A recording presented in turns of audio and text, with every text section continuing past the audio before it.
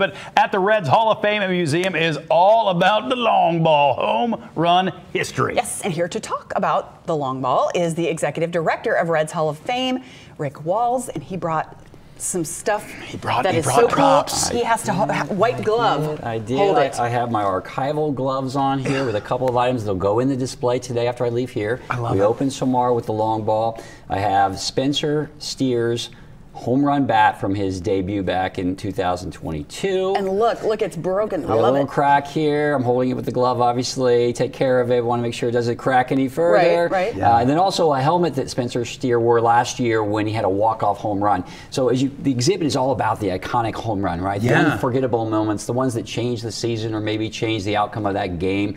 And Spencer Steer had a big one last year. The Reds were on such a roll. So this exhibit looks at the home run from the past and the present and compares them.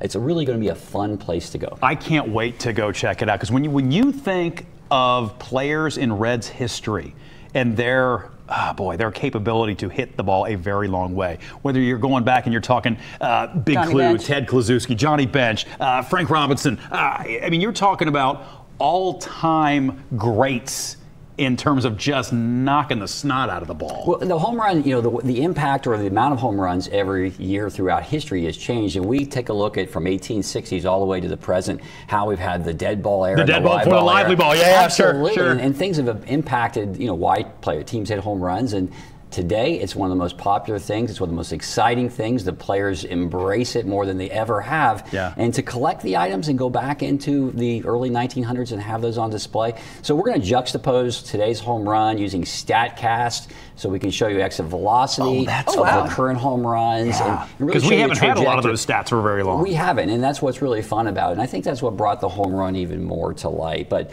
you mentioned Johnny Bench. I mean, the all-time franchise leader with 389. We have the bat that he used in that final game on Johnny Bench night that, now he's the franchise leader. And, of course, Joey Votto's right behind him with 356. It's right behind him, right? Yeah. And it's some guys who didn't necessarily have long careers with the team, though, had very long home runs.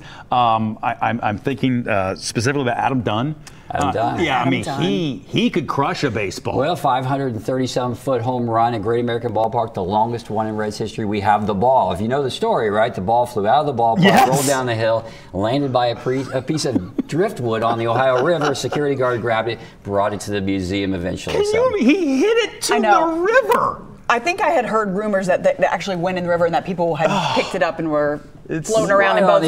But it did, yeah. But I like the fact that you're mixing the pieces with technology as well, which is a lot of what you do down there. Yeah, and the exhibit will even continue. There are QR codes that allow you to go to our website to learn more about these hits. The video highlights of all the home runs I'm talking about are all there, so you'll have this piece of history, whether it's current day or going back to Ernie Lombardi, Johnny Bench. We've had those history. Then you watch the video, so you're watching the home run and you're seeing the piece right there in front of you. I think that's what makes this a fun exhibit. So we're infusing technology, trying to make this an immersive exhibit, and just a lot of fun. Even you can grab a glove, go up against our home run wall, and try to rob a home run. Try to rob a home run from somebody. We were talking just a little bit, you may have heard us talking about it before, Todd Frazier and the very special night that was that home run derby. How far do you sort of delve into that? We get right into that because we believe, the home run is not just the record breaker, it's the memorable, the one that is iconic. And I went to the home run derby. I heard you talking about it earlier. I wish I'd have been there. The game. I chose to take the family to the home run derby. I was at the game too. But it was a special moment, as everybody knows, in Cincinnati. And we've got Todd Frazier things in the exhibit as well. Love it. And one of our bobbleheads this year at the Hall of Fame is Todd Frazier. So we've aligned those with the exhibit. So you're going to see a bobblehead for George Foster, the all-time single season home run leader with 52. He did it in 1977. He was the MVP. Jay Bruce, Barry Larkin, Todd Frazier, and Johnny Bench. That's our series for the year. I was just going to say, I think it's, Votto no longer with the team, but being the second all-time leading, and then the way that he has now moved on, and his first hit off the first pitch for the Blue Jays was a home run. Yeah. I mean, come on. Yeah. It couldn't be more perfect. I know. It's Joey's history with the Reds is wonderful, and we have a lot of things on display with him. We always will. We cherish those memories. Not too many players have their entire career at one team anymore, and Johnny Bench is a good example of one that did. Barry Larkin, Davey Concepcion. You're just not going to see those kind of long tenures, I think, anymore. Okay, now before we let you go, okay, we have to at least talk a little bit about the upcoming season with you. I know you'd spent a lot of time looking at the past and the history of the Reds, but I will tell you what, and I've told everybody who will listen, last year going into the season, my expectations were about here. I just didn't know what we were going to do, didn't feel great about it. And that I had more fun watching Reds baseball last season than I've probably had in 5 or 10 years. What are your expectations going into this season? Well, I kind of personally, I feel really optimistic about where we are and where we're going, even this year and next year and the year after.